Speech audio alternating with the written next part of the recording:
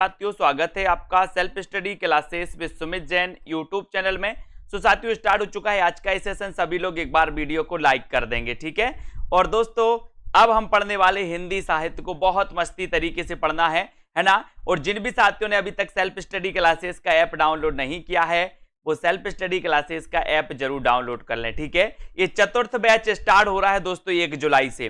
तो जिन भी साथियों को चतुर्थ बैच में स्टार्ट दोस्तों एडमिशन लेना है और बहुत अच्छे से तैयारी करना है, तो मात्र 1199 रुपए में दोस्तों इसमें तैयारी कर सकते हैं, जिसमें आपका हिंदी व्याकरण, हिंदी साहित्य, विस्तृत अध्ययन प्लस दोस्तों टेस्ट प्लस ट्रिक और दोस्तों डाउट्स क्लियर लाइव क्लास है ना। ये सारी चीजें यहां पर मिलने वाली हैं। तो आपको बहुत सारी चीजें आपको नहीं लगानी है, सिर्फ क्या करनी है दोस्तों, यहां पर आ जाना है और सेल्फ स्टडी क्लासेस ऐप को डाउनलोड करना है, ठीक है। और दोस्तों, आपको पता होगा कि हर संडे है ना, रविवार और गुरुवार को एक फ्री टेस्ट सीरीज लॉन्च की गई है, जिसमें सभी लोग दोस्तों टेस्ट लगा दे हैं, जिसका नाम है 2020 टेस्ट सीरीज, ठीक है। ये सेल्फ स्टडी क्लासेस ऐप पर बिल्कुल फ्री में होती है, ठीक है। तो बहुत बढ़िया। तो आप सेल्फ स्टडी क्लासेस ऐप को डाउनलोड करके इस 2020 टेस्ट सीरीज में भाग ले सकते हैं दोस्तों। और निचोड़ क्लासेस स्टार्ट होने वाली हैं पेड कोर्स में।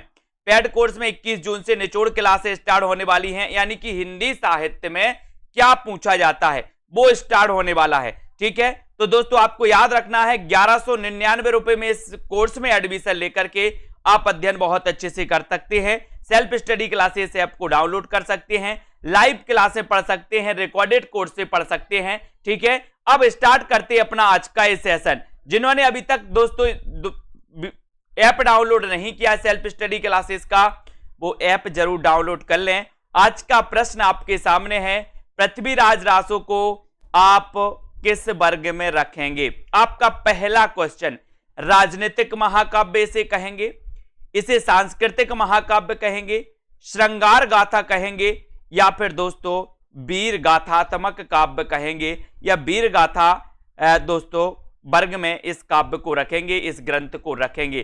तो 4 विकल्प हैं। आपको पता है, इतना लगभग सभी लोगों को पता है कि सर जो पृथ्वीराज रासो है, ये पृथ्वीराज रासो हिंदी का प्रथम महाकाव्य माना जाता है। सभी लोगों को पता है। इसके रचनाकार कौन है? चंद्रबरदाई माने जाते हैं पृथ्वीराज रासो के रचनाकार। ये सारे लोगों को पता है। अब आपको यहां पर जल्दी से उत्तर बताना, और आपने बिल्कुल सही आंसर बताया है कि सर पृथ्वीराज रासो को हम जो रखेंगे वो रखेंगे वीर गाथात्मक परक, जो तो वीर गाथा परक जो है ग्रंथों में रखेंगे। और आपका उत्तर जो डी नंबर है, डी नंबर वो बिल्कुल सही हो जाएगा। डी आपका राइट आंसर होगा। पृथ्वीराज रासो को हम वीर गाथात्मक ग्रंथ के रूप में दोस्तों रखेंगे, और आपका डी बिल्कुल सही हो जाता है, ठीक है। अगला क्वेश्चन देख लो। मैथिली हिंदी में रचित गद्य रचना का नाम बताना है। बताइए, मैथिली हिंदी में रचित रचना कौन सी है दोस्तों? वर्ण रत्नाकर, राउल बेल, प्राकृत पेंगलम, पदावली, या फिर इनमें से ए और बी? बताइए, फटाक से बताइए प्रश्न क्रमांक 2 का आंसर। मैथिली हिंदी में रचित गद्य रचना का नाम क्या है? नाम क्या है? फटाक से बताइए। बहुत बढ़िया, पूर्ति अग्रवाल जी। मैथिली हिंदी में रचित गद्य रचना का नाम आपको बताना है। आपका बिल्कुल सही आंसर आपने बताया है। बहुत सारे लोगों ने आंसर आ रहा है ना, उत्तर आ रहा है डी नंबर, ठीक है। तो वर्ण रत्नाकर आपको पता है दोस्तों। इसके रचनाकार कौन है? तो आपको पता है, बोले सर हमें वर्ण पढ़ना है काय में? ज्योति में। अच्छा, आप पढ़ाई करते हो तो अंधेरे में करते हो कि ज्योति में करते? बोले सर हम ज्योति में करते हैं। तो वर्ण हमें पढ़ना है काय में? ज्योति में। तो वर्ण रत्नाकर के रचनाकार कौन होंगे? ज्योतिरीश्वर ठाकुर, ठीक है। फिर बात आती है पदावली की। तो पदावली भी आपको याद रख लेना है। पदावली के जो रचनाकार हैं वो कौन है? विद्यापति, है ना। और पदावली भी दोस्तों ये काय में है? मैथिली में है। विद्यापति, पदावली। तो यहां पर ए और डी आपका बिल्कुल सही हो जाएगा, है ना, जो बहुत सारे लोगों ने बताई है। वर्ण रत्नाकर ज्योतिरीश्वर ठाकुर, पदावली विद्यापति, है ना। याद रख लेना, विद्यापति ने कुल मिला के 16 ग्रंथों की रचना की है दोस्तों, है ना। इनको आपको याद रख लेना। 2 इन्होंने अबहट्ट में लिखे थे दोस्तों, ठीक है, 2 इन्होंने अभट्ट में लिखे थे, और एक मैथिली की इनकी रचना है, कौन सी, पदावली, किसकी, विद्यापति की। ठीक है, सभी को पता है इन्हें क्या कहा जाता है, मैथिल कोकिल कहा जाता है ना, किसको, विद्यापति को। अगला क्वेश्चन आपकी स्क्रीन पर है, आदिकाल में चरित काव्य सर्वाधिक किस साहित्य में रचे गए। बहुत बढ़िया प्रश्न है, कई बार पूछा जाता है, सभी लोग बताइए, जल्दी से आपको बताना है, 3 का आंसर बताना है सभी लोग। आदिकाल में चरित काव्य सर्वाधिक किस साहित्य में रचे गए हैं। सुबह 9:30 बजे की क्लास प्रीमियर होती है दोस्तों, वो लाइव क्लास नहीं होती है ना, इसी प्रकार से लाइव क्लास अपनी होती है 9 बजे। ठीक है, आदिकाल में चरित काव्य सर्वाधिक किस साहित्य में रचे गए, 3 का उत्तर आपको बताना है। जैन साहित्य में, रासो साहित्य में, नाथ साहित्य या फिर सिद्ध साहित्य में, ये 3 का उत्तर आपको बताना है। 3 नंबर का उत्तर आपको बताना है, और बिल्कुल सही आंसर बताया है कि सर्वाधिक चरित साहित्य, जो चरित साहित्य, चरित्र काव्य लिखा गया, वो लिखा गया दोस्तों जैन साहित्य में। अब आपको बताना है कि वो कौन सा ऐसा जैन कवि है जिसकी रचना हिंदी की प्रथम रचना कहलाती है। दोस्तों बताइए, हिंदी की प्रथम रचना कहलाती है, वो ऐसा कौन सा जैन कवि है जिसके द्वारा रचित, जल्दी से बताइए, फटाफट से, फटाफट सभी लोग लिखेंगे। यहां पर एक गद्य नहीं है, ठीक है, तो जल्दी से बताएं फटाफट से। हाँ, वो बिल्कुल सही है, मैथिली में पूछना था, मैथिली में कौन कौन सी रचनाएं हैं, तो पदावली और वो हो जाएंगी। ठीक है, बिल्कुल। अब आदिकाल में चरित काव्य सर्वाधिक किस साहित्य में रचे गए, जल्दी से बताओ, किस साहित्य में रचे गए, जैन साहित्य में। ये तो आपका हो गया, लेकिन आपने बताया है कि सर वो कवि कौन सा है, देवसेन, वो कवि कौन सा है, देवसेन। ठीक है, देवसेन आपका बिल्कुल सही है, और इन्होंने रचना की थी काय की, श्रावकाचार की। काय की रचना की थी दोस्तों, श्रावकाचार की।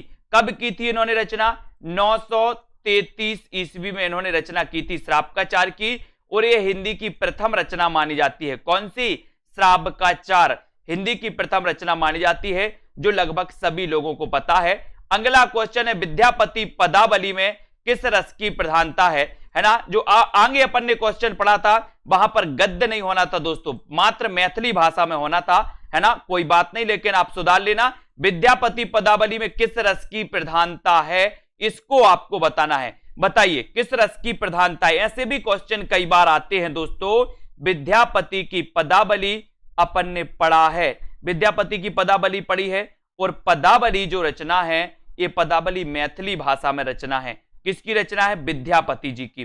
ठीक है, अब यहां पर 4 का उत्तर आपको बताना है, तब आपका कौन सा हो जाएगा। विद्यापति की पदावली किस रस की प्रधानता है, इसमें वीर रस की, श्रृंगार रस की, रसांत रस, या फिर दोस्तों वात्सल्य रस की, किस रस की प्रधानता है। और आप लोगों ने बिल्कुल सही आंसर बताया है कि सर जो विद्यापति की पदावली रचना है, सबसे बड़ी बात कि ये मैथिली भाषा में है, और दोस्तों ये जो है श्रृंगार प्रधान है। कैसी है, श्रृंगार रस प्रधान है। अब आपको बताना है श्रृंगार रस का स्थायी भाव क्या होता है, जल्दी से बताओ, श्रृंगार रस का स्थायी भाव क्या होता है। मैं इसके दो भेद आपको बता दे रहा हूं कि श्रृंगार रस दोस्तों, एक तो संयोग श्रृंगार, लगभग सभी को पता है, और एक होता है वियोग श्रृंगार, लगभग सभी लोगों को पता है। इस वियोग श्रृंगार को विप्रलंब श्रृंगार भी कहा जाता है, आपको पता होगा। ठीक है, लेकिन दोस्तों एक चीज और याद रखनी है कि आपसे एक क्वेश्चन आता है कि किस रस को रसराज कहा जाता है, तब आपका उत्तर होता है श्रृंगार रस को रसराज कहा जाता है। लेकिन दोस्तों आपको पता है इसे रसराज किसने कहा, एक क्वेश्चन भी कई बार है, श्रृंगार रस को रसराज किसने कहा। श्रृंगार रस का स्थायी भाव क्या होता है, रति, सभी को पता है, लेकिन श्रृंगार रस को रसराज किसने कहा, तो आपको याद रख लेना, भोजराज ने। किसने कहा था, भोजराज ने, है ना। तो राज राज आ रहा है, ऐसा क्वेश्चन कई बार आया। ठीक है, अगला क्वेश्चन, अवधूत मत किसका पर्यायवाची है, जल्दी बताओ। यहां पर वा है, वा ओजन का, अवधूत मत किसका पर्यायवाची है, बताना है आपको। सभी लोग लाइक जरूर कर देंगे। सिद्ध संप्रदाय, नाथ संप्रदाय, बौद्ध संप्रदाय, या फिर सूफी संप्रदाय। आपने दोस्तों नाथ संप्रदाय पढ़ा है, और नाथों की संख्या भी पढ़ी है। कितनी होती है नाथों की संख्या, बोले सर 9 होती है, 9 नाथों की संख्या तो, है ना, आपने देखा है और आपको पता है दोस्तों कि अवधूत मत किसका पर्यायवाची है, तब आपने बिल्कुल सही आंसर चयन किया है कि सर अवधूत मत की अगर बात करोगे, अवधूत मत की अगर बात करोगे तो जल्दी से उत्तर आना चाहिए फटाफट से सभी लोगों का, है ना, और उत्तर आपका बिल्कुल चले जाएगा दोस्तों नाथ संप्रदाय। नाथ संप्रदाय यानी कि जो 2 नंबर है आपका बिल्कुल सही है। नाथों की संख्या 9 है, ठीक है। नाथ संप्रदाय के प्रवर्तक गोरखनाथ माने जाते हैं दोस्तों। कौन माने जाते हैं? गोरखनाथ। लेकिन आपको पता है कहीं कहीं आपको मच्छेंद्रनाथ भी मिल जाता है। गोरखनाथ के गुरु का नाम था दोस्तों मच्छेंद्रनाथ, है ना, इसको भी आपको याद रखना है। तो यहां पर ये चीज आप याद रखेंगे। और अवधूत मत किसका पर्यायवाची है? तो वो है नाथ संप्रदाय का पर्यायवाची। वेरी गुड, बहुत बढ़िया आंसर बता रहे हैं आप लोग, लाइक जरूर करते रहना। और अगला क्वेश्चन है आदि काल में चरित काव्य किस छंद में लिखे गए? प्रश्न क्रमांक 6 का आंसर सीधा सीधा उत्तर आपको बताना है। बताइए आदि काल में चरित काव्य किस छंद में लिखे गए?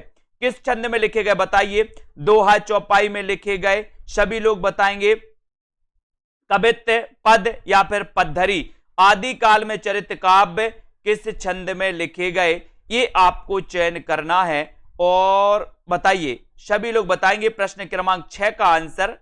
6 का आंसर बताना है, क्या हो जाएगा? आदि काल में चरित काव्य किस छंद में लिखे गए, है ना। अगर कभी ऐसी सिचुएशन बनती है दोस्तों तो देखो वो फिर काय पे आयोग पर डिपेंड करेगा कि गोरखनाथ और मच्छेंद्रनाथ में से किसको मानते हैं, है ना। उसके बाद इसके पहले दोस्तों गोरखनाथ को आयोग ने गोरखनाथ को माना था, मच्छेंद्रनाथ को माना था नाथ संप्रदाय का प्रवर्तक, मच्छेंद्रनाथ को। ये आयोग पर डिपेंड करता है और आपकी ताकत पर कि आप कौन सा सही करवा पाते हो, है ना।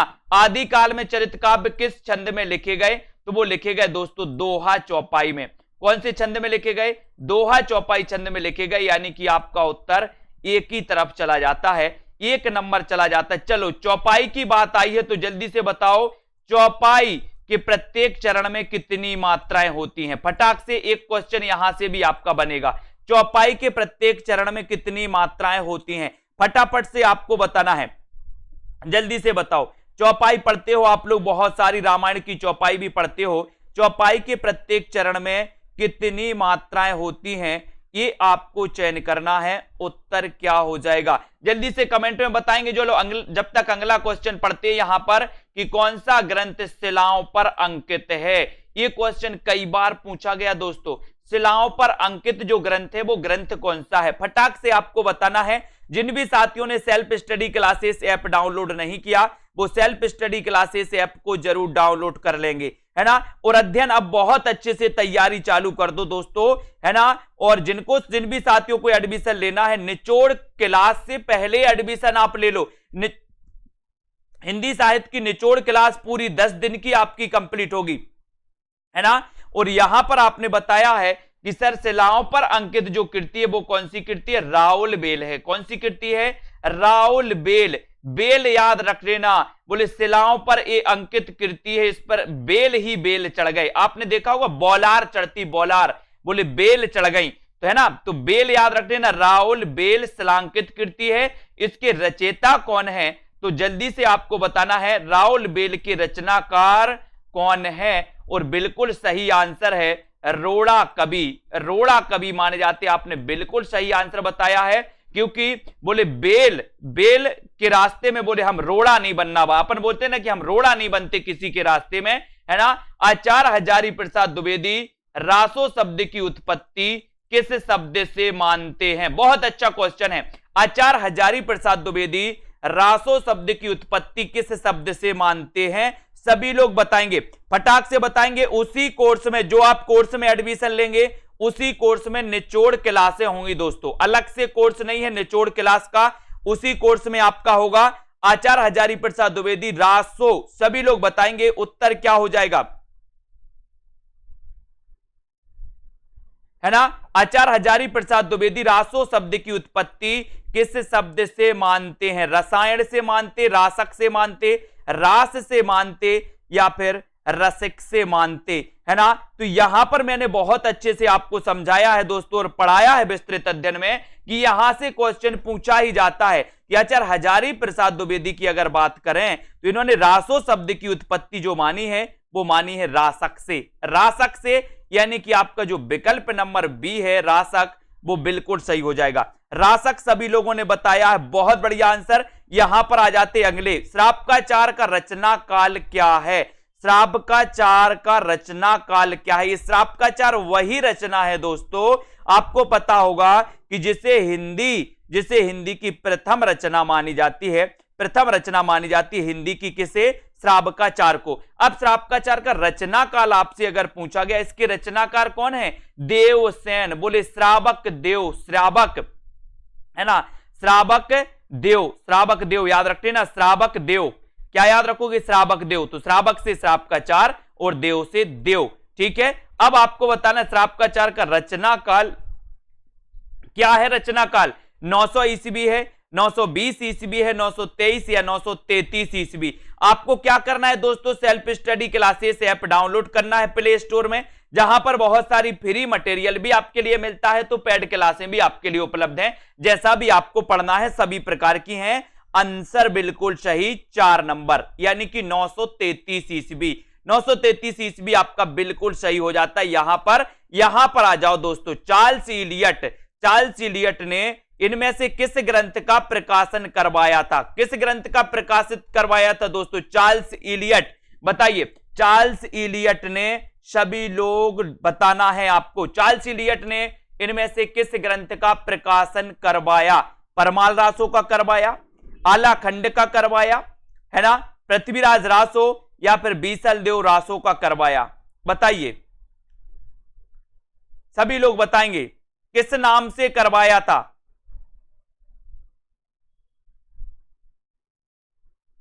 हां, ये सभी के लिए है। देखो, आप जूनियर की तैयारी कर रहे हैं तो आपको पता होनी चाहिए कि हम क्या पढ़ रहे हैं, है ना, और किस प्रकार से पढ़ रहे हैं, तो ये चीज आपको पता होनी चाहिए, ठीक है। अब आपको यहां पर चयन करना है कि चार्ल्स इलियट ने इनमें से किस ग्रंथ का प्रकाशन करवाया, ठीक है। तब आपका उत्तर हो जाएगा दोस्तों। सभी लोगों को पता है कि सर जिस नाम से इन्होंने ग्रंथ का प्रकाशन करवाया था वो ग्रंथ कौन सा था? वो ग्रंथ था दोस्तों, कौन सा था ग्रंथ? जल्दी से चयन कर लो एक बार। बहुत बढ़िया, है ना, बिल्कुल सही आंसर आया सभी लोगों का। क्या आया है? बोले सर ये आलाखंड इसका सही होगा। आलाखंड नाम से इन्होंने करवाया था, है ना, इसको आपको याद रख लेना। यहां पर आपका बी नंबर उत्तर जो है वो बिल्कुल सही हो जाएगा। इसका दूसरा नाम परमाल रासो भी है दोस्तों, आलाखंड का परमाल रासो, ठीक है। तो इनको आपको याद रख लेना। दोनों ऑप्शन यहां पर हो गए हैं, ठीक है। फिलहाल आपको बी नंबर लगाना, ठीक है। ये परमाल रासो, आलाखंड को परमाल रासो भी बोला जाता है, ठीक है। Very good. अगला क्वेश्चन यहां पर बताना है, पृथ्वीराज रासो के विषय में कौन सी धारणा अधिक उपयुक्त है? पृथ्वीराज रासो आपने ग्रंथ पढ़ा है तो जल्दी से बताइए, पृथ्वीराज रासो के विषय में कौन सी धारणा अधिक उपयुक्त है? प्रामाणिक है, अप्रमाणिक है, अर्ध प्रमाणिक या जाली ग्रंथ? मैं बता रहा हूं बहुत सारे लोग तो इसी में कंफ्यूज होते हैं। मैं सबसे पहले आप लोगों को एक चीज बताता हूं कि जब आप लोग पढ़ाई स्टार्ट करते हो तो सबसे पहले 1 घंटा इसके लिए दो कि हमें क्या पढ़ना है और हमें क्या नहीं पढ़ना है ना। जहां आप लोगों ने देखा कि ए आ रहा है वहीं चले गए, जहां यहां देखा तो यहां की क्लास अटेंड कर ली, वहां की देखी तो वहां की क्लास अटेंड कर ली। सबसे पहले आप खुद डिसाइड करो। इतने तो आप लोग सभी बहुत अच्छे हैं, माइंडेड हैं, पेपर का एग्जाम दे रहे हैं, है ना, तो इतना तो आप लोग जानते हैं। सिलेबस चेक करके उठाओ हमें क्या पढ़ना है और हमें क्या नहीं पढ़ना है, ये सबसे पहले डिसाइड करो, है ना। और जो ये डिसाइड नहीं कर पाते वो आगे कैसे बढ़ेंगे? मैं यही सोचता हूं आप लोगों को कि सबसे पहले आपको पता तो होना चाहिए कि हमें क्या पढ़ना है ना। और पृथ्वीराज रासो के विषय में कौन सी धारणा अधिक उपयुक्त है? ये धारणा अधिक उपयुक्त है कि सर इस जो है 3 नंबर वो आपका बिल्कुल सही है कि ये अर्ध प्रमाणिक मानी जाती है। कौन सी मानी जाती है? अर्ध प्रमाणिक, है ना। ये सबसे ज्यादा उपयुक्त है। कई विद्वानों ने इसे प्रमाणिक माना, कई विद्वानों ने इसे अप्रमाणिक माना, ठीक है। तो इनको आपको याद रख लेना। और अर्ध प्रमाणिक यानी कि 3 नंबर आपका बिल्कुल सही है। इनमें से किस रासो काव्य में श्रृंगार रस की प्रधानता है? किस रासो काव्य में श्रृंगार रस की प्रधानता है? जल्दी से आपको जल्दी बताना है। सभी लोग बताएंगे पृथ्वीराज रासो, है ना, या फिर दोस्तों परमाल रासो, बीसल देव रासो या फिर हमीर रासो, इनमें से किस रासो काव्य में श्रृंगार की प्रधानता है? श्रृंगार की प्रधानता किसमें है, ये आपको चयन करना। प्रश्न क्रमांक 12 का उत्तर आपको बताना है। बताइए किसमें है श्रृंगार की प्रधानता? जब भी लोग बताएं उत्तर आपका क्या हो जाएगा? श्रृंगार की प्रधानता आपको चयन करना है। और सभी लोगों को पता है कि सर अगर श्रृंगार की प्रधानता की बात करोगे तो वो उत्तर हो जाएगा बीसल देव रासो। कई बार बीसल देव रासो याद रख लेना दोस्तों। रामचंद्र शुक्ल ने 12 प्रमाणिक ग्रंथ माने। 12 प्रमाणिक ग्रंथों में दोस्तों 12 प्रमाणिक ग्रंथों के आधार पर इन्होंने आदि काल का नाम वीर गाथा काल नाम दिया था, है ना। और वीर गाथा काल नाम का दोस्तों विरोध हुआ और आचार्य हजारी प्रसाद द्विवेदी ने इसका नाम आदि काल दिया। आदि काल दिया तो दोस्तों आपको पता है आदि काल ही सबसे उपयुक्त माना गया। लेकिन आपको पता होनी चाहिए कि बीसल देव के रचनाकार कौन हैं। जल्दी से बताइए बीसल देव के रचनाकार। कई बार पूछा गया है बीसल देव ये श्रृंगारिक रचना है, लेकिन नरपति नाल आपको याद रख लेना बीसल देव रासो, है ना। बीसल देव रासो नरपति। नरपति बोले सर 20 नहीं होते, कितने नहीं होते? 20 नहीं होते नरपति, है ना। तो याद रख लेना बीसल देव रासो नरपति नाल रासो, सॉरी नरपति नाल याद रख लेना। परमाल रासो तो आपको पता ही है दोस्तों, परमाल रासो जगनिक। बोले परमाल यानी दूसरों का माल, दूसरों की सामग्री। अगर चुराना है तो क्या करोगे, है ना, याद रख लेना। तो याद रख लेना 2 नंबर आपका परमाल रासो, बिल्कुल परमाल रासो के रचनाकार जगनिक माने जाएंगे। याद रखना। यहां पर आ जाते रासक छंद में कितनी मात्राएं होती हैं? रासक छंद में कितनी मात्राएं होती हैं? जल्दी से बताओ रासक छंद में कितनी मात्राएं होती हैं? सभी लोग बताएंगे कितनी मात्राएं होती हैं रासक छंद में? 20, 29, 25 या फिर दोस्तों 31? सभी लोग बताएंगे। और मैं बता रहा हूं कि आपको जो पूछा जा रहा है कमेंट आपका वो ही आना चाहिए, है ना। अगर आप इगड़ तिगड़ कहीं और दूसरा कमेंट कर रहे हैं ब्लॉक कर दिया जाएगा, आप कभी वीडियो नहीं देख पाओगे, कमेंट नहीं कर पाओगे, है ना। इसलिए बहुत अच्छे से जितने भी हमारे साथी हैं पढ़ाई पर ध्यान दें। अगर इगड़ तिगड़ की बातें भी हो रही हैं तो ब्लॉक, सीधा ब्लॉक। मुझे बिल्कुल भी नहीं दिखाना है ऐसे लोगों को जो यहां पढ़ने नहीं आते, सिर्फ बात करने आते हैं, ठीक है। स्पष्ट सुन लें बिल्कुल भी। रासक छंद में कितनी मात्राएं होती? क्योंकि मैं भी अनर्गल बातें नहीं करना चाहता यहां वहां की, इसलिए मैं किसी की देखना भी नहीं चाहता। सिर्फ आपको कमेंट बताना है, आपको पढ़ना है, ठीक है। तो यहां पर आपको पता होनी चाहिए बी नंबर यानी कि 2 नंबर आपका बिल्कुल सही हो जाएगा। रासक छंद में कितनी मात्राएं होती हैं? 29 मात्राएं होती हैं। 2 नंबर आपका बिल्कुल सही हो जाएगा, है ना। अगला क्वेश्चन है विजयपाल रासो किस भाषा में लिखा गया? विजयपाल रासो किस भाषा में लिखा गया? ये आपको चयन करना है। सभी लोग बताएं डिंगल में, पिंगल में, अपभ्रंश में या फिर प्राकृत में? प्राकृत में। यहां पर 14 का आंसर आपको चयन करना है। विजयपाल रासो किस भाषा में लिखा गया? 14 का आंसर आपको चयन करना है, ठीक है। डिंगल में लिखा गया, पिंगल, अपभ्रंश या फिर प्राकृत में लिखा गया? सभी लोग बताएं 14 का आंसर आपको चयन करना है।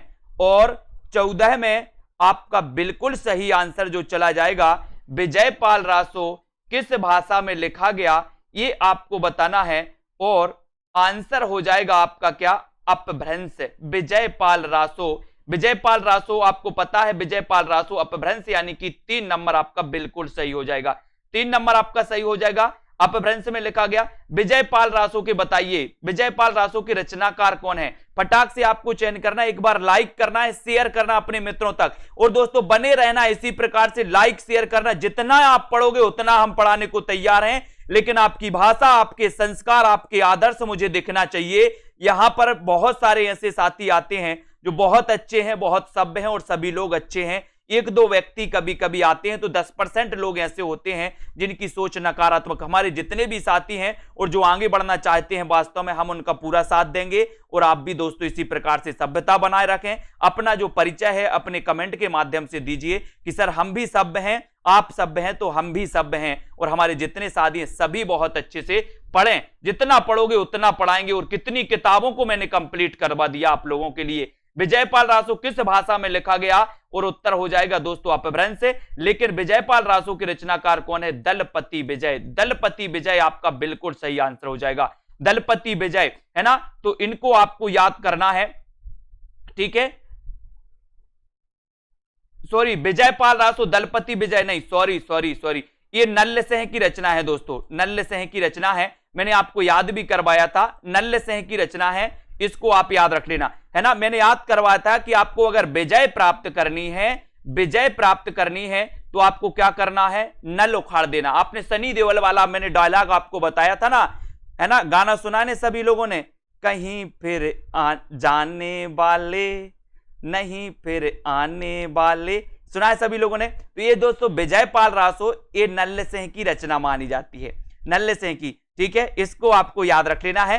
अब यहां पर आते हैं, नल्लसिंह आपका बिल्कुल सही हो जाएगा। ऐसे रासो ग्रंथ के रचनाकार का नाम बताइए जिसकी रचना दोस्तों अजमेर के शासक से संबंधित है, सभी लोग बताएं, जल्दी से बताएंगे, फटाक से बताएं। ऐसे रासो ग्रंथ के रचनाकार का नाम बताइए जिसकी रचना जल्दी से बताओ, उत्तर क्या हो जाएगा यहां पर, है ना। और ऐसे रासो ग्रंथ के रचनाकार का नाम बताना है जिसकी रचना अजमेर के शासक से संबंधित, कई बार क्वेश्चन पूछा गया दोस्तों, अजमेर के शासक से संबंधित। और वो रचना कौन सी है, वो रचना कौन सी है दोस्तों, वो रचना है आपकी बीसल देव रासो, कौन सी है, बीसल देव रासो, अजमेर के शासक से संबंधित है ना। और अजमेर के शासक से संबंधित है बीसल देव रासो जो रचना है। और दोस्तों इसके रचनाकार कौन है, बोले सर नरपति नाल, कौन माने जाते हैं, नरपति नाल माने जाते हैं। बहुत बढ़िया आंसर सभी लोगों का बिल्कुल सही है ना। इनको आपको याद रख लेना दोस्तों। ये दलपति विजय जो रचना है, ये दलपति विजय, ये रचना खुमाड़ रासो की, ये दलपति विजय जो रचना है दोस्तों, सॉरी खुमाड़ रासो जो रचना है, खुमाड़ रासो, ये दलपति विजय की रचना है, खुमाड़ रासो दलपति विजय की, खुमाड़ रासो दलपति विजय की रचना है। बीसल देव रासो नरपति नाल की रचना है। नल्लसिंह की दोस्तों विजयपाल रासो है, ठीक है। और मधुकर कवि की आपको पता ही है कौन सी है, कौन सी है मधुकर कवि की, बताइए, मधुकर कवि की रचना आपको बताना है, जल्दी से बताओ, मधुकर कवि की रचना कौन सी है। अगला क्वेश्चन, संदेश रासक किसकी रचना है, संदेश रासक किसकी रचना है, सभी लोगों को बताना। राम मूरत जी बहुत प्यार करते यार आप लोगों से, बहुत बहुत वाला करते हैं, इसलिए तो मैं पूरी जी जान से मेहनत करता हूं। संदेश रासक किसकी रचना है ये आपको बताना है, जल्दी से बताओ, संदेश रासक किसकी रचना है, बताओ। दामोदर पंडित की, रोड़ा, विद्यापति या फिर अब्दुल रहमान, संदेश रासक किसकी रचना है आपको चयन करना है, बताइए।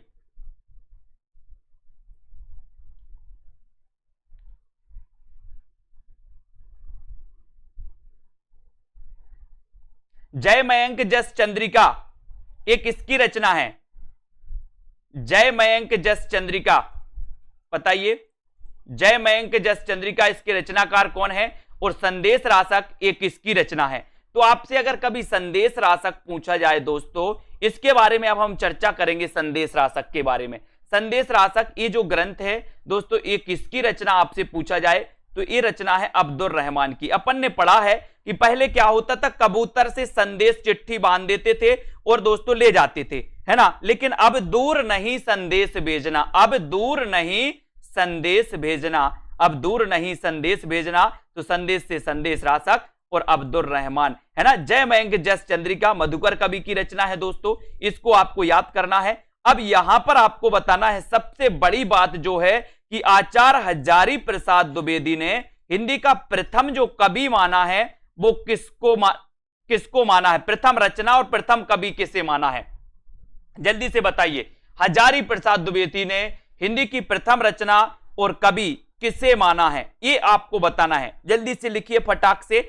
बहुत बढ़िया आंसर आया है यहां पर, है ना। और इस संदेश रासक के बारे में दोस्तों आपको पता है कि इसे आदिकाल का मेघदूत कहा जाता है। संदेश रासक को आदिकाल का मेघदूत कहा जाता है, आदिकाल का मेघदूत कहा जाता है। और ये क्या है ना, ये क्या है संदेश रासक, ये खंड काव्य है, ये क्या है, खंड काव्य है, इसको याद रखेंगे। संदेश रासक क्या है, खंड काव्य। और आपको पता है कि आचार्य हजारी प्रसाद द्विवेदी ने हिंदी का प्रथम जो कवि माना है वो अब्दुल रहमान को, और इनकी रचना दोस्तों संदेश रासक को प्रथम रचना माना है, ये भी आपको याद रखना है, ठीक है। हिंदी आचार्य हजारी प्रसाद द्विवेदी ने, याद रख लेना, ठीक है, इनको याद रखेंगे। हजारी प्रसाद द्विवेदी ने माना है दोस्तों संदेश रासक को, ठीक है।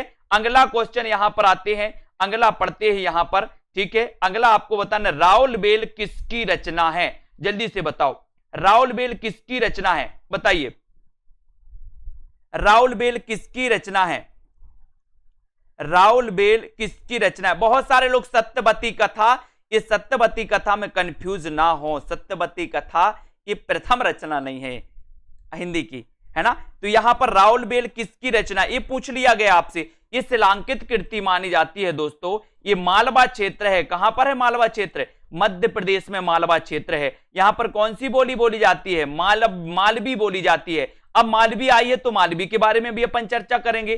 फिलहाल राउल बेल आपको बताना है, शिलांकित कृति है राउल बेल। इसके रचनाकार आपको पता है? बोले सर रोड़ा कवि इसके रचनाकार है। बिल्कुल सही है, लेकिन अब आपको बताना है कि मालवी जो भाषा है ये किस दोस्तों आपको बताना है, किस भाषा से संबंधित है, ये आपको बताना है। किस बोली से संबंधित है, किस भाषा से संबंधित है? मालवी जो बोली है ये किस भाषा से संबंधित है? जल्दी बताओ, किसकी दोस्तों बोली मानी जाती है? बताओ मालवी, फटाक से आपको बताना है। मालवी की जब बात आई है, और मालवी दोस्तों मालवा में भी बोली जाती है। और मालवा कहां है? मध्य प्रदेश का जो इंदौर, उज्जैन ये वाला जो क्षेत्र होता है दोस्तों, ये मालवा क्षेत्र कहलाता है ना। तो आपको याद रख लेना मालवा क्षेत्र। और यहां पर आपको पता होना चाहिए कि ये जो मालवी भाषा है ये राजस्थानी हिंदी, कौन सी? राजस्थानी हिंदी से संबंधित है। अब आपको कमेंट में राजस्थानी हिंदी से संबंधित जो बोलियां हैं उन पूरी बोलियों के नाम लिखना है। जल्दी से लिखो कमेंट में, राजस्थानी हिंदी से संबंधित जो बोलियां हैं उनको कमेंट में आपको लिखना है। फटाक से लिखिए सभी लोग। और जिन भी साथियों को वीडियो को लाइक करना है वो लाइक जरूर कर लें अपने मन से। और जिन भी साथियों ने self study classes app download नहीं किया वो ऐप को जरूर डाउनलोड कर लें दोस्तों। मस्ती से पढ़ाएंगे अब हमें आप लोगों को। मैंने दोस्तों आपको बहुत सारी पुस्तकों को पढ़ा दिया, घटना चक्र को पढ़ा दिया, है ना, उपकार की बुक को पढ़ा दिया दोस्तों, और आपको यूथ कंपटीशन की बुक को भी पढ़ा दिया, है ना। बहुत सारी चीजें पढ़ा दी। अब बहुत ही स्पेशल सीजन आपका आने वाला है। जिन भी साथियों को कोर्स में एडमिशन लेना, अब आपका एग्जाम रुकेगा नहीं तो आपको भी नहीं रुकना है ना। राजा मुंज को पुरानी हिंदी का प्रथम कवि किसने माना? इतना अच्छा क्वेश्चन यहां पर आया है, बहुत अच्छा क्वेश्चन है दोस्तों। यहां पर आपको बताना है राजा मुंज को किसने माना है? किसने माना है? जल्दी से कमेंट आया बहुत सारे लोगों का। वेरी गुड, बहुत बढ़िया, है ना। बिल्कुल राइट आंसर आया है, मेवाती, मालवी, जयपुरी, है ना। आपने यहां पर पढ़ लिया दोस्तों, मेवाती, मालवी, जयपुरी और मारवाड़ी। आपको जयपुरी के बाद याद रख लेना, इसे ढूंढाड़ी बोली भी कहा जाता है। ढूंढाड़ी, है ना, ढूंढाड़ी। जयपुरी को क्या कहा जाता है? ढूंढाड़ी बोली भी कहा जाता है दोस्तों, याद रखना। और राजा मुंज को पुरानी हिंदी का प्रथम कवि जो माना है वो माना है किसने? चंद्रधर शर्मा गुलेरी। चंद्रधर शर्मा गुलेरी जी के बारे में अपन पढ़ते हैं दोस्तों कि गुलेरी जी ने बहुत बढ़िया 3 कहानियां लिखी। कौन कौन सी लिखी? एक तो बोले सर उसने कहा था, ठीक है। दूसरा फिर आपने पढ़ा कि सर एक तो इनका कौन सा है? बुद्धू का कांटा है, उसने कहा था, और सुखमय जीवन। 3 कहानियां इन्होंने लिखा। और जयपुरी को ढूंढाड़ी भी कहा जाता है, याद रख लेना, एक कई बार पूछा गया ढूंढाड़ी, ठीक है। अगला क्वेश्चन, देसिल बैना सबजन मिठा किसकी पंक्ति है? मैंने कई बार आपको पढ़ाया, देसिल बैना सबजन मिठा पंक्ति के रचनाकार कौन माने जाते हैं? सभी लोग लाइक जरूर करना दोस्तों। एक क्लास 9 बजे होती है अपनी, और 9 बजे इसी प्रकार से अब क्लास चलेगी। महत्वपूर्ण प्रश्नों पर अपन चर्चा करते हुए आगे बढ़ेंगे, ठीक है। देसिल बैना सबजन मिठा किसकी पंक्ति मानी जाती है? उत्तर क्या हो जाएगा? मैंने कई बार आपको बताया है कि मिठा मिठा बोल थारो काय बिगेड़े थारो काय बिगेड़े, है ना। यहां पर अपन ने मिठा को पकड़ा था, बोले सर ये मिठा आया यहां पर। और मिठा मिठा वो ही बोलता है जिसके अंदर विद्या होती है। जिसके अंदर क्या होती है? विद्या होती है। जो गमार होते हैं, जिनके अंदर विद्या नहीं होती दोस्तों, वो मिठा मिठा नहीं बोलते, है ना। इनको आपको याद रख लेना। बोले सर विद्या होती है जिसके अंदर, वो मिठा मिठा बोलते हैं। अपनी क्लास के सभी लोग मिठा मिठा बोलते हैं, अच्छा लगता है ना। और यहां पर मिठा मिठा बोल थारो काय बिगड़े, ये विद्यापति जी की पंक्ति मानी जाती है। और आप लोगों ने बिल्कुल सही आंसर बताया। अगला क्वेश्चन, भोला शंकर व्यास ने हिंदी के आरंभिक रूप को क्या कहा है? भोला शंकर व्यास ने हिंदी के आरंभिक रूप को क्या कहा है? बहुत अच्छा क्वेश्चन आया है। भोला शंकर व्यास ने हिंदी के आरंभिक रूप को क्या कहा? इसे अपभ्रंश कहा, इसे अवहट्ट कहा है, इसे पुरानी हिंदी कहा है, या इसे प्राकृत कहा है? जल्दी से बताइए। भोला शंकर व्यास का जल्दी से आपको चयन करना है। अच्छा क्वेश्चन आया है, उत्तर यहां पर क्या हो जाएगा बताइए। भोला शंकर व्यास ने हिंदी के आरंभिक रूप को क्या कहा है? आरंभिक रूप को क्या कहा है? थोड़ा सा कठिन प्रश्न, लेकिन बहुत अच्छा क्वेश्चन है। जिनने पढ़ा है वो आराम से उत्तर इसका बताएंगे और आपका उत्तर हो जाएगा भोला शंकर व्यास। और भोला शंकर व्यास बोले हट्ट, अब हट्ट, अब हट्ट, अब हट्ट दोस्तों, है ना? इसको याद रख लेना। और आपको पता है कि अगर आपके पास कोई भी दुख दर्द हो, कोई भी कुछ हो, कोई भी प्रॉब्लम हो, आप जाते हो किसके पास? भोला शंकर के पास जाते हो और भोला शंकर करते हैं बोले अब हट, अब हट, बोले दर्द अब हट, है ना? और जो भी समस्याएं हैं अब हट, है ना? तो ये भोला शंकर जी ने अब हट कहा दोस्तों। 2 नंबर आपका बिल्कुल सही। कीर्ति पताका आ गई है। कीर्ति पताका रचना कई बार आपने पढ़ा है और फिर से आपसे मैं पूछ रहा हूं, पढ़ चुके हो आप लोग बहुत अच्छे से। कीर्ति पताका किसकी रचना है? साथ ही इसकी दोस्तों भाषा भी आप लोग बता देना। आपको कई बार पढ़ना है इन रचनाओं को। पढ़ते पढ़ते ऐसा लगने लगे कि सर ये रचनाएं तो सारी रट गई हैं, तब दोस्तों, है ना, बहुत फिर भी पढ़ना है, पढ़ना नहीं छोड़ना। कीर्ति पताका किसकी रचना है? कीर्ति पताका आपको बताना है। मैं दोस्तों बहुत सारी रचनाएं मुझे याद हैं, लेकिन कभी कभी जब बीच में गैप लग जाता या पढ़ू ना तो रचनाओं में क्या हो जाता, डाउट्स, ये सही है कि गलत है। तो आपको अध्ययन जब क्रम निरंतर रहेगा तो उसमें वो हो जाता है ना? मैं भी बता रहा हूं, मुझे भी कभी कभी गड़बड़ लगने लगता है ना? इसलिए अध्ययन करना है निरंतर। अध्ययन अगर छूटा तो गड़बड़ हो जाता फिर, ठीक है? तो कीर्ति पताका के रचनाकार बोले सर कीर्ति पताका विद्यापति। कीर्ति पताका के रचनाकार कौन है? विद्यापति माने जाते हैं। इनको आपको याद रख लेना। कीर्ति पताका के रचनाकार विद्यापति, ठीक है? विद्यापति सभी को पता है, वेरी गुड, बहुत बढ़िया, है ना? आसगु कवि की रचना एक आपको बताना है। एक क्वेश्चन आपके लिए भी पूछ रहे हैं, जब से तो मैं ही पूछ रहा हूं अपने हिसाब से, लेकिन आसगु कवि की रचना कौन सी है? आपने कई बार पता है, बिना ऑप्शन के बताना है। आसगु या आसुग भी कहीं कहीं आपको लिखा मिल जाएगा, कंफ्यूज नहीं होना, वो आसगु ही है ना? बताइए इनकी कौन सी रचना है जो बहुत प्रसिद्ध है? कौन सी है बताइए? विद्यापति की कीर्ति पता, कीर्ति लता का इनकी भाषा अवहट्ट मानी जाती है दोस्तों। आसगु कवि की रचना आपको चयन करना है, जल्दी से बताइए आसगु कवि की रचना कौन सी है? और अधिकांश लोगों ने बताया है ना? अव्यक्त, कुमार जी, पूर्ति जी, बताइए तनु जी, चंदन वाला रास, बहुत बढ़िया आंसर बताया आप लोगों ने, है ना? बोले सर आज तो कुछ खाकर आए हैं। चंदन वाला रास आपका बिल्कुल सही हो जाएगा। चंदन वाला रास, चंदन वाला रास, है ना? बोले अपन यहां पर आस शब्द आया, जब आप मंदिर जाते हो तो आपकी चंदन की आस होती है कि कहीं पुजारी मुझे चंदन लगा देते। ऐसे ही होता ना, मंदिर जब जाते हो तो एक इच्छा होती है आपके अंदर कि मैं जब मंदिर आया हूं तो मुझे भी चंदन लगनी चाहिए, है ना? तो बोले चंदन की आस, चंदन की क्या आस, तो आस से आसगु और चंदन से चंदन वाला रास। इनको याद करते जाना है, आगे बढ़ते जाना है, लाइक करते जाना है। आचार्य किशोरीदास वाजपेयी ने अपभ्रंश को क्या कहा है? आचार्य किशोरीदास वाजपेयी, किशोरीदास वाजपेयी, इनके बारे में एक बहुत ही महत्वपूर्ण कथन है दोस्तों, जो कई बार क्वेश्चन पूछा गया। आचार्य किशोरीदास वाजपेयी ने अपभ्रंश को क्या कहा? अपभ्रंश को क्या कहा बताइए? किशोरीदास वाजपेयी ने अपभ्रंश को क्या क्या? हड़ाड़ा भाषा, प्राकृत, अवहट्ट या फिर देश भाषा? जल्दी से बताना है। मंजू यादव जी लाइव है ना? आचार्य किशोरीदास वाजपेयी ने अपभ्रंश को क्या कहा है? 22 का आंसर आपको चयन करना है, बताइए 22। और 22 में आपका सही आंसर जो चला जाता है कि सर आचार्य किशोरीदास वाजपेयी ने अपभ्रंश को क्या कहा? अपभ्रंश को क्या कहा है? तो बोले सर ड़ा भाषा, ड़ा भाषा, यानी कि आपका जो 1 नंबर है वो बिल्कुल सही है। 1 नंबर आपका ड़ा भाषा सही हो जाता है। और किशोरीदास वाजपेयी के बारे में जो एक सबसे महत्वपूर्ण प्रश्न आता है वो कौन बता रहा है सबसे पहले, वो मैं देख रहा हूं, जल्दी से बताइए। किशोरीदास वाजपेयी, आचार्य किशोरीदास वाजपेयी, जल्दी से बताओ, है ना?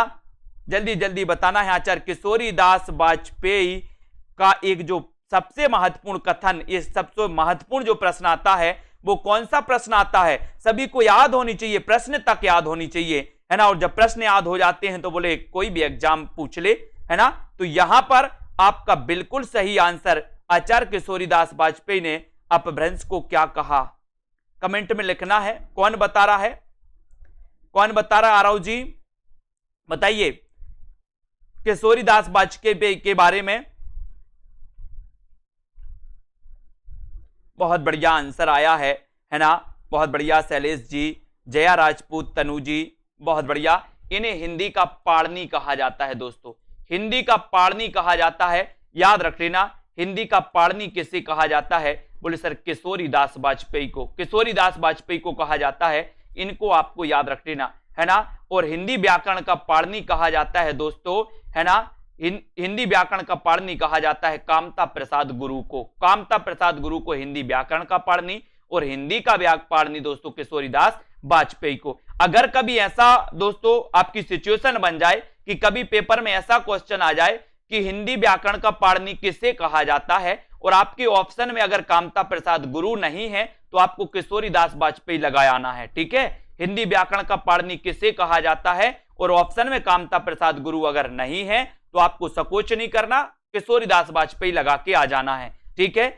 बहुत बढ़िया। तो सभी लोगों ने इतने अच्छे से पढ़ा दोस्तों, मजा आ गया, और इसी प्रकार से क्लास अटेंड करते रहें। ये 2020 टेस्ट सीरीज जो आप लोगों की लॉन्च की गई है, बिल्कुल फ्री की गई है सेल्फ स्टडी क्लासेस ऐप पर। तो इसमें 2020 टेस्ट सीरीज में आप बिल्कुल फ्री में इसमें भाग ले सकते हैं। सप्ताह में 2 दिन ये टेस्ट सीरीज होती है, रविवार और गुरुवार को, ठीक है। और साथ ही जिन भी साथियों को पेड कोर्स में एडमिशन लेना है तो चतुर्थ बैच स्टार्ट होने वाला है। ऑलरेडी 3 बैच चल रहे हैं जो कि बिल्कुल फुलम फुल है ना। और चतुर्थ बैच स्टार्ट होने वाला है दोस्तों 1 जुलाई से। 1 जुलाई से जिनको भी चतुर्थ बैच में एडमिशन लेना है वो पढ़ सकते हैं। बहुत बढ़िया, बिल्कुल शुरुआत से पढ़ाया जाएगा। और उसके पहले 21 जून से एक निचोड़ क्लास स्टार्ट होने वाली है पेड वालों के लिए, और वो क्लास ऐसी स्टार्ट होने वाली है कि हिंदी में क्या क्या पूछा जाता है जिसका निचोड़ पूरा रहेगा, है ना। पूरा हिंदी साहित्य के इतिहास से लेकर के एकांकी तक पूरा दोस्तों निचोड़ क्वेश्चन आपको पढ़ाए जाएंगे। 1 लाइनर फैक्ट आपको बताए जाएंगे कि कौन कौन से क्वेश्चन आते हैं, आपको कितना पढ़ने की जरूरत है, और इन चीजों को रट मारिए, ठीक है। इस प्रकार से तो बहुत सारी चीजें आपको यहां पर मिलने वाली हैं, इनको छोड़ना नहीं है। और ये सबसे बड़ी बात तो दोस्तों कि सबसे अच्छा और सबसे सस्ता कोर्स आपको मिलने वाला। आपको 3-4 हजार 5 हजार कोर्स में फीस बिल्कुल भी नहीं देना, है ना। आपके लिए जब इतनी सारी सुविधाएं, जहां पर टेस्ट भी उपलब्ध हैं, जहां पर ट्रिकी वीडियो भी उपलब्ध है, जहां पर दोस्तों डाउट्स भी क्लियर किए जाते हैं, जहां पर आपके लिए रिकॉर्डेड कोर्स भी है। जिनको लाइव क्लास अटेंड नहीं कर पाते वो रिकॉर्डेड कोर्स से पढ़िए, जो रिकॉर्डेड कोर्स से नहीं पढ़ना, लाइव क्लास से पढ़ना तो लाइव क्लास से पढ़िए। सर्व सुविधा, है ना, ग्रुप डिस्कशन, एक एक चीज आपकी दोस्तों, है ना। तो जिन भी उदय यादव जी, महेश जी, निरूपम जी, महिमा, मनीषा जी, है ना, सबीना जी, याचना जी, और जिसको जैसा लगता है पढ़ाई करिए। और पढ़ाई को दोस्तों आप क्या नहीं समझिए कि कमजोर नहीं समझिए, पेपर कब होगा ये बिल्कुल भी ना समझिए, पेपर जल्दी ही होगा, है ना। तो इसको आपको याद रख लेना है ना। आकाश जी, प्रिया, शाम पंडित, अवनीता जी, रेखा जी, डॉली, फैक्ट क्रिएशन, सतीश जी, ठीक है।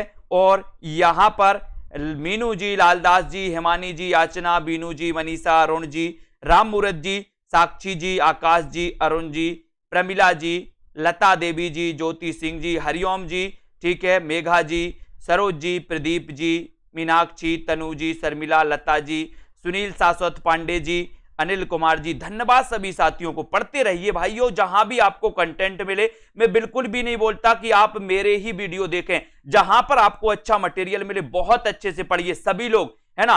जहां जहां भी आपको मिले सब कुछ पढ़िए, मेरे यहां भी पढ़िए, जहां भी मिले, लेकिन पढ़िए आप लोग। मैं जितना सहयोग करने को बनेगा मैं आप लोगों का सहयोग करूंगा पूरा। जिनको कोर्स में एडमिशन लेना वो कोर्स में एडमिशन लेकर के अध्ययन करें, वीडियो को लाइक करें, और दोस्तों इसी प्रकार से अध्ययन करते रहे। मैं हमेशा आप लोगों के साथ हूं, ठीक है। और अध्ययन करते रहे मंजू जी, देवांशी जी, ठीक है। आज के इस वीडियो के लिए साथियों इतना ही, है ना। जितना मैं आप लोगों के लिए कर पाऊंगा उतना करने के लिए मैं भी अपने आप को धन्य समझूंगा कि मैंने आप लोगों के लिए कुछ तो किया है। आपकी सफलता के लिए मैंने भी तो कुछ किया है। आप लोग भी मुझे याद करेंगे कि सर ने मुझे कुछ तो सिखाया था, कुछ तो पढ़ाया था, ठीक है, पढ़ते रहिए, मेरा उद्देश्य यही है कि आप लोग पढ़ें। ठीक है, बहुत बढ़िया, जय हिंद।